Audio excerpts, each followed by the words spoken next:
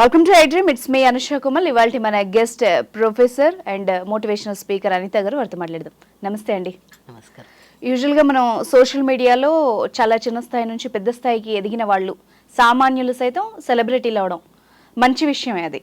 But కొందరు అదే పేరు వచ్చిన తర్వాత కొన్ని వివాదాలు ఎదుర్కోవడం మనం ఇప్పుడు చూస్తున్నాం. ప్రజెంట్ హర్ష సాయి కానీ, గతంలో షణ్ముఖ్ కానీ, ఇప్పుడు జానీ మాస్టర్ ఇష్యూ కానీ, వీళ్ళందరూ కూడా ఒక స్థాయికి వెళ్ళిన తర్వాత వివాదాలు వాళ్ళని చుట్టుముడుతున్నాయి. అసలు నా క్వశ్చన్ ఏంటంటే, మామూలు జనాలు వీళ్ళని ఏ విధంగా చూడాలి, ఎంతవరకు అభిమానం హద్దుల్లో ఉండాలి ఒక రకంగా అంటే ఏం చెప్తారు? మంచి క్వశ్చన్ అండి.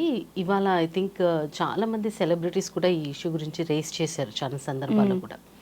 మనం ఏంటంటే సెలబ్రిటీస్ అనేసరికి ఒకలాంటి క్రేజ్ ఉంటుంది వాళ్ళకి.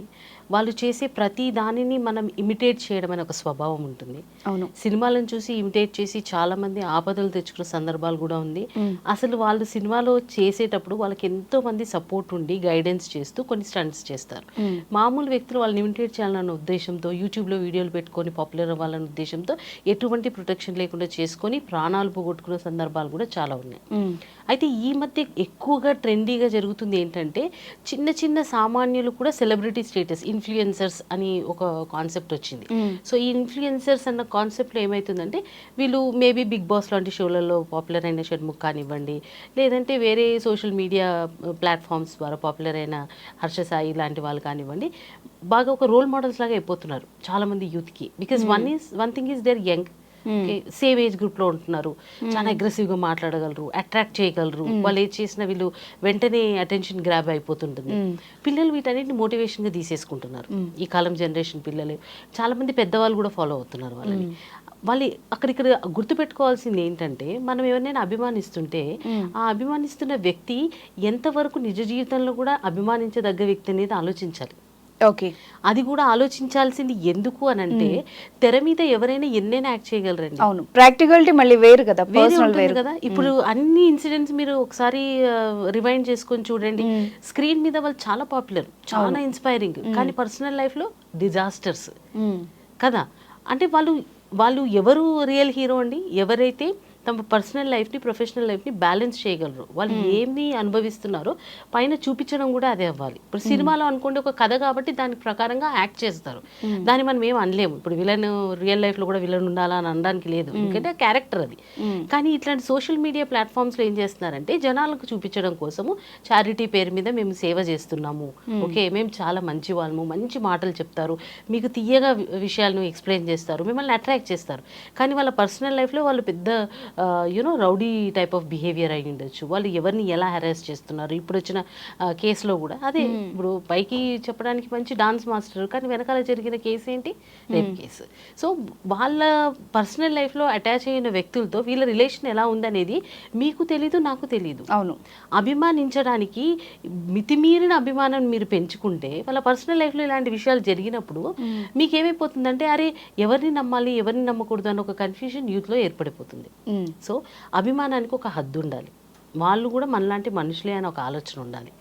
వాళ్ళని మనం తెర మీద ఆ పాత్ర వరకు అభిమానించాలి. బియాండ్ దట్ వాళ్ళని మీరు పర్సనల్గా తీసేసుకొని మీ లైఫ్లో కూడా ఇంప్లిమెంట్ చేసుకోకూడదు.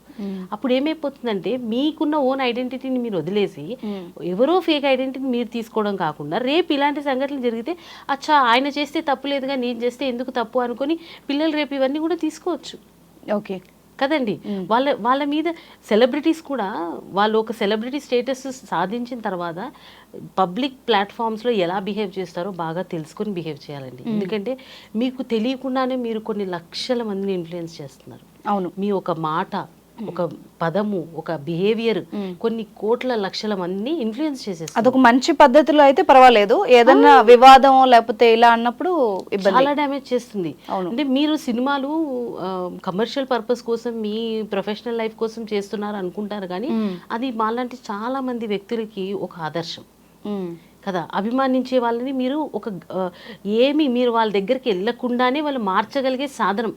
అవును, మీరు ప్రొఫెషనల్ లైఫ్లో ఎలా ఉన్నా కూడా జనాల ముందుకు వచ్చేటప్పుడు వాళ్ళని అట్రాక్ట్ చేస్తున్నారన్న ఒక విషయాన్ని మర్చిపోకుండా ఉంటే మీరు మాట్లాడే ప్రతి మాట ఆలోచించి మాట్లాడతారు. ఎలా అంటే అలా బిహేవ్ చేయరు. చాలా మంది సెలబ్రిటీస్లో ఇది చూస్తామండి మనం. వాళ్ళు సినిమాల్లో చాలా మంచి క్యారెక్టర్గా చేసినా కూడా ఏదైనా మీటింగ్స్, పబ్లిక్ మీటింగ్స్ ఏదైనా ఉంటాయి కదా మనకి, ఫిలిం మీటింగ్స్, ఇట్లాంటి వాటి దగ్గర చిన్న సిల్లీ మిస్టేక్స్ చేసేసి జనాల్లో తిట్టించేసుకోవడం మొదలు పెడతారు. సోషల్ మీడియా వచ్చిన దగ్గర నుంచి ఈ ట్రోలింగ్స్ ఇవన్నీ ఎక్కువైపోతున్నాయి. సో వాళ్ళ క్యారెక్టర్ ఎట్లాంటి, ఇవన్నీ అసాసినేషన్స్ ఇవన్నీ కూడా జరుగుతున్నాయి. సో మనము ఒక కైండ్ ఆఫ్ జోన్లో ఇప్పుడు ఉన్నాం. ఆ జోన్ ఎంత సెన్సిటివ్ అంటే మనకు తెలియకుండానే ఎన్నో వేల మెసేజెస్ ఎవ్రీ డే ఒక్కొక్కరు డిరైవ్ చేసుకుంటున్నారన్న విషయం సెలబ్రిటీస్ గుర్తుపెట్టుకోవాలి. ఇంకో పక్కన జనాలు కూడా వాళ్ళు సెలబ్రిటీ అయితే వాళ్ళలో ఒక విశేషమైన క్వాలిటీ ఉండబట్టే అయ్యారు. నేను ఆ క్వాలిటీయే తీసుకోవాలి తప్పించి మిగతావన్నింటిలో నేను ఇన్ఫ్లుయెన్స్ అవ్వకూడదు, మనకు అన్వయించుకోకూడదు. అదంతా మీరు నచ్చింది, నటన నచ్చింది, వాళ్ళ మాట విధానం నచ్చింది, వాళ్ళ పాట నచ్చింది, వాళ్ళ డైలాగ్ నచ్చింది, అభిమానించండి, దాన్ని ఇమిటేట్ చేయండి, నలుగురిని మీరు ఎంటర్టైన్ చేయండి. కానీ వాళ్ళు చేసే ప్రతిదీ ఇన్స్పైర్ అయిపోయి వాళ్ళతోటే వాళ్ళే ఇంకెక్కువ, వాళ్ళ గురించి ఇంకెవరైనా మాట్లాడితే మీరు వాళ్ళని కూడా తిట్టి మీకు లేని శత్రుత్వాలను కూడా పెంచుకుని ఇంత పిచ్చి అభిమానం ఉండకూడదండి. గుర్తుపెట్టుకోవాలి, ఎవరైనా మనుషులే, వాళ్ళకి పర్సనల్ లైఫ్ ఉంటుంది. వాళ్ళు బయటకు వచ్చినప్పుడు అసలు నాకు ఒక చోట అయితే అర్థం కాదండి, ఈ సెలబ్రిటీస్ ఈవెంట్స్ చేసినప్పుడు ఎలా ఎగబడిపోతారండి, ఏం సాధిస్తారు అసలు. నేను ఈ విషయం గురించి ఛాన్సాలు అనుకుంటుంటాను తెలుసా. ఆయన మనలాగే మనిషే కదా, ఒక అచీవ్మెంట్ చేశారు, మీరు గౌరవిస్తున్నారు ఆ విషయాన్ని. అదే పద్ధతి గౌరవాన్ని ఎక్స్ప్రెస్ చేయడానికి మీద పడిపోయి, ఆయన స్టేజ్ మీద ఉన్న పరిగెట్టుకుంటూ వచ్చి ఆయన మీద పడిపోయి, కాళ్ళ మీద పడిపోయి, ఇవన్నీ చూస్తుంటాం కదా, పెద్ద పెద్ద స్టార్స్ని లాగేయడాలు. ఇది ఎలాంటి అభిమానం, దీని అసలు అభిమానం అంటారా? సో ఇవన్నీ మనం క్వశ్చన్ చేసుకోవాల్సింది. అక్కడ మీరు ఏం చేస్తున్నారు, ఏం మెసేజ్ ఇస్తున్నారు, ఆ వ్యక్తిని మీరు ఎందుకు అభిమానిస్తున్నారు.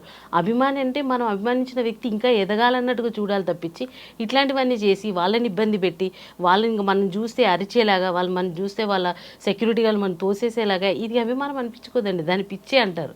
ఇట్లాంటివి చేష్టలు మానేసి డిగ్నిఫైడ్గా వాళ్ళని ఎందుకు అభిమానిస్తున్నారు, మీరు అభిమానించడానికి గొప్ప కారణం ఏంటి అనేది మీకు తెలియాలి. కేవలం వాళ్ళు ఎంతవరకు మిమ్మల్ని ఇన్స్పైర్ చేస్తున్నారో అక్కడి వరకే లిమిట్ చేసుకోవాలి. అది నేను ఇటు యూత్కి ప్లస్ ఎవరైతే ఇన్స్పైర్ అవుతున్నారో వాళ్ళకి, ఎవరైతే ఇన్స్పైర్ చేస్తున్నారో ఈ సెలబ్రిటీస్కి కూడా చెప్పాలనుకుంటుంది. మీ లైఫ్లో ఇట్లాంటి ఇన్సిడెంట్స్ ఉన్నప్పుడు మిమ్మల్ని మీరు సపోర్ట్ చేసుకోవడానికి, ఈ విషయాల నుంచి తప్పించుకోవడానికి ఎవరిని మభ్యపెట్టద్దు. నిజం ఏదైతే ఇప్పుడు చూడండి, జైలుకి వెళ్ళిన వాళ్ళందరూ జైలు ప్రొసీజర్స్ ఫాలో అవ్వాల్సిందే. వాళ్ళు సెలబ్రిటీస్ని వాళ్ళని స్పెషల్గా చేర్లేసి ట్రీట్మెంట్లో ఏం మార్పులు ఉండవు, న్యాయం చట్టం అందరికి ఒకటే. కానీ మీరు అక్కడ కోల్పోయింది ఏంటి, ఒక వాల్యుబుల్ రెస్పెక్ట్ ఇట్లాంటి పనులు చేయడం వల్ల. సో ఫేక్ ఐడెంటిటీ కోసం ఎవరు ట్రై చేయొద్దు, అది ఎక్కువ రోజులు నిలబడదు. ఈ నిజం అందరు తెలుసుకోవాలి. Right, thank you very much అండి.